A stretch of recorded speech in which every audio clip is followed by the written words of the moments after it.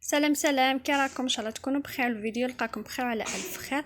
اليوم كما راكم تشوفوا جبت لكم وصفه اللي راهي توندونس مقروط السنيوه ولا مقروط الكوشه اللي ديريه على ضربه وحده.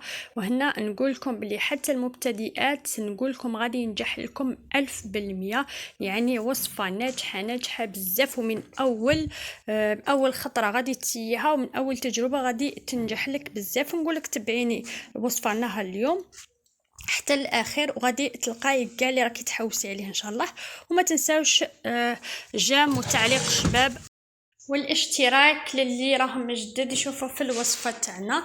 راكم تشوفوا فيه هنا جاي شباب، قلت لكم مام يجي شوفوا كيفاش الطري يجي يتفتت، وهنا غادي يصلح لكم من اول تجربه هنا ويجي مرمل. راكم تشوفوا هنا راني بيدي اليسرى صافي اليسرى ما نقدرش نخدم بها هكا، وجاني وليت نقطع فيه بكل سهوله. نبداو الوصفه.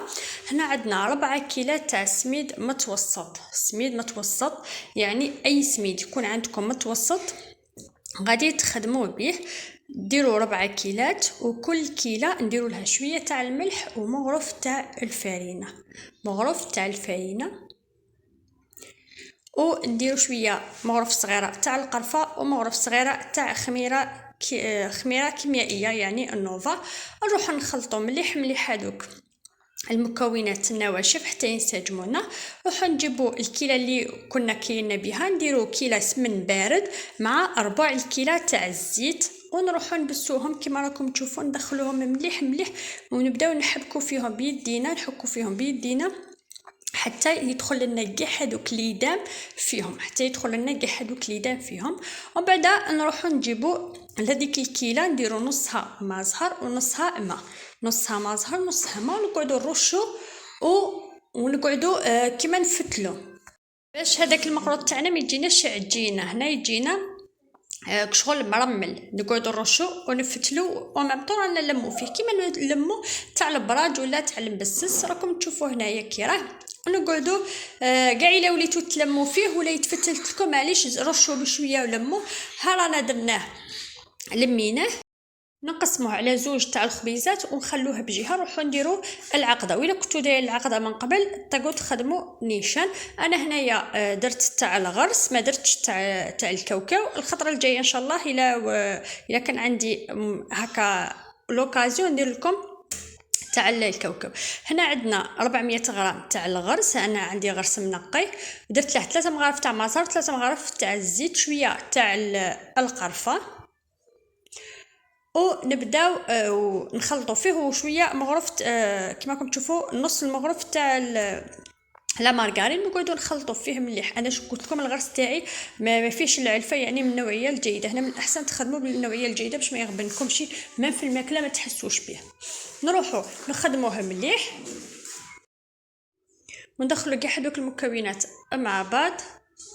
قلت لكم الخطره الجايه ان شاء الله غادي ندير لكم تاع الكاوكاو باذن الله. هنا بعد اللي كملتهم نوخرها، نروحوا نجيبوا السنيوات تاعنا اللي غادي تدخل للفرن، غادي نديروا فيها هاد المقروط تاعنا. نروحوا نجيبوا نروحوا للسميد تاعنا. هنا غادي تشوفوا باللي غادي نلقاوه ناشف. انا السميد تاعي يشرب، شوفوا نتوما كل وحده والسميد تاعها. هنا الا لقيتيه ناشف نورمال روحي بهذيك الكيله تاع اللي كنتي درتي نصها ما ونصها ما زهر، قعدي ترشي وتلمي فيه. شوفوا كيف ما تروحوش تعجنوه باش قلت لكم باش يجينا مرمل. هنا ماناش باغيناه يجينا خبزه تاع كيما هكا خبزه، زعما يجينا مرمل البنه تاع السميد ولا التكستور تاع السميد. هنا نروح نلموه كيما راكم تشوفوا، نروحوا ندوه للسني تاعنا. من السني ما نديرو فيه ني زيت ني والو، خاطر ديجا العجينه تاعنا راه فيها ليدام. نروحوا نحلوه مليح بيدينا، لازم بيدينا ما تجيبوا ني حله ني والو. حنا ماناش نحوسوا على عجينه، رانا نحوسوا على مقروط يجي مرمل. نروحوا نحلو مليح في هذاك السني. طريقه جد سهله، غير تبعوا الخطوات حتى التالي وان شاء الله غادي تنجحوا فيه. قلت لكم من التجربه الاولى، وتخلوا لي تعليق ان شاء الله لي تسيه. هنا بعد اللي كملناه كاع غادي نحلو هذيك العجينه تاعنا كاع في السني. ها رانا حليناها، نوخروها على الجهه. نروح نجيبوا ورق الطهي، نكونوا قصينها على حساب السني تاعنا. اللي بنخدموا به، ونروح نجيبوا هذاك الغرس نروح نحلوه مليح على هذيك الورقه هنا باش ما يجيناش، باش كي نحطوه ديريكت ما يغبناش. راح نحلوه مليح على هذيك الورقه الطهي تاعنا.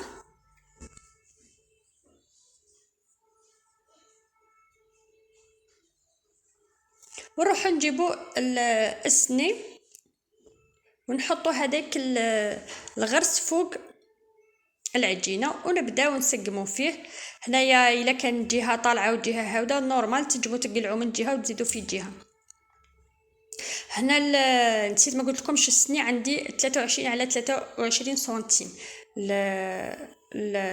القياس تاعه 23 على 23 سنتيم.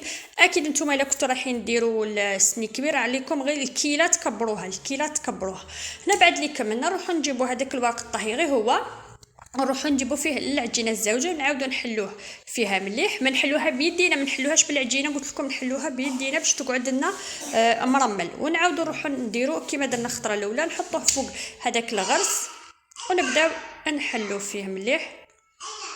بعد اللي نكملوا نحلوها كاع نروح نجيبوا مغرف هكا ونبداو نسووا من الفوقه غير بسياسه، غادي ما تضركم ما والو، او تبداو نقطعوا فيه. هنا كاين اللي بغى يقطع مقروطات، كاين اللي يقطع مربعات. انا بغيت هنا بما انه السني تاعي مربع بغيت نقطع مربعات باش حتى حبه ما تضيع لي، خاطر نعرفوا بلي كي نديروا مقروطات يكونوا كاين شويه لي شيت. هنايا ما بغيت نخلي حتى حبه تضيع لي، كاع غادي نستغل الكميه. بعد هنا كي نقطعوا ندخلوا الخدمي حتى لتحت، الموس تاعكم دخلوه حتى لتحت، يعني تقطعوا مليح. ومن بعد تروحوا تجيبوا النقاش تاعكم وتنقشوه بالطريقه اللي تبغوها نتوما. هو اللي ما عندهاش كاع دير عود تاع قرنفل في الوسط، ولا دير الا عندها حبه تاع مكسرات ولا حبه تاع لوز ولا حبه تاع الكاوكاو تنجمي تاني ديري بها التزيين من الفوق. هنا التزيين يقعد اختياري، هنا درت شحال من شكل. وهنايا كما راكم تشوفوا سمحوا لي لاخاطش النقاش شويه كيوالو، يعني ما ساعدنيش كاع في الخدمه.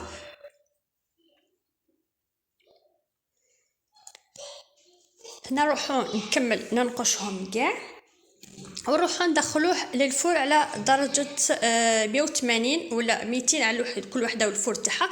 نطيبوه من تحت كي نشوفوا الحواشي كاع بداو يحمروا لنا نروحو نعاودو نشعلوا عليه من الفوق ونعطوه تحميره خفيفه.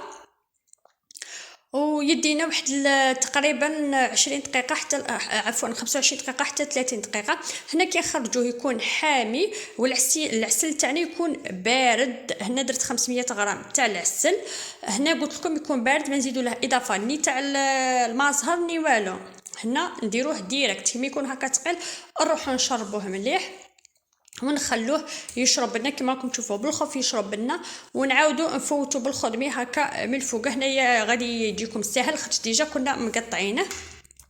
نفوتو عليه ونخلوه هنا على الاقل، انا ما نكذبش عليكم خليته ليله كامله. سي فغي تما كي فاتت ساعتين ولا قلعت حبه، ما نكذبوش نعرفوا بلي الذوق نبغوا نتقلقوا عليه نذوقوه بصح.